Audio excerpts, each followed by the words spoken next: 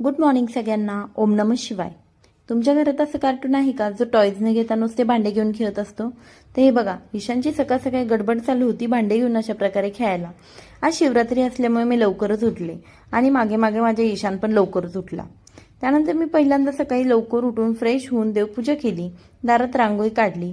उपवास असल्याने काही स्वयंपाकाची गडबड नव्हती. नाश्त्याला मी ईशानला नाचण्याची खीर दिली. तुमच्या घरातही लहान बाळ असेल तर तुम्ही देऊ शकता. खूप पौष्टिक असते लहान बाळांसाठी ही खीर. त्यानंतर मी ईशानला फ्रेश केले आणि तो त्याचे फ्रूट एन्जॉय करत होता. मग मी म्हटलं फराळाची तयारी करावी. फराळाची तयारीमध्ये मला शाबूचे वडे बनवायचे होते. साबुदाण्याचे वडे बनवताना नेहमी पातळ बनवावे, जेणेकरून ते आतपर्यंत चांगले तळले जातील. जर तुम्ही जाडसर ठेवले तर ते आत कच्चे राहतील. दुपारी मी दही, साबुदाणा वडे आणि पॉपकॉर्न खाल्ले. त्यानंतर आम्ही धायरी गावातील श्री धारेश्वर मंदिरामध्ये गेलो. मी या ठिकाणी पहिल्यांदाच गेले होते. मला हे मंदिर खूप आवडले. मंदिर हे खूप मोठे आणि सुंदर आहे.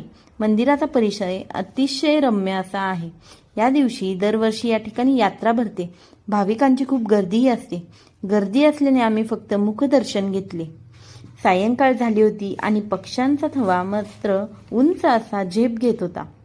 वाढत्या गर्दीमुळे मी माझ्या एका मैत्रिणीला भेटले. ती देखील तिथेच येणार होती आमच्यासोबत आणि लगेचच आम्ही मग आमच्या घरी निघालो. घरी आल्यानंतर रात्री फराळाला साबुदाण्याची खिचडी, बटाटा आमटी, दही वडे आणि रताळे एवढं सगळं होतं. आणि मग रात्री काहीतरी ज्यूस वगैरे पिऊ वाटत होतं. मग ऊसाचा रस प्यायला गेलो. अशा प्रकारे आजचा दिवस संपला. भेटूया पुन्हा पुढच्या ब्लॉगमध्ये. Thank you so much. Bye bye. Good night.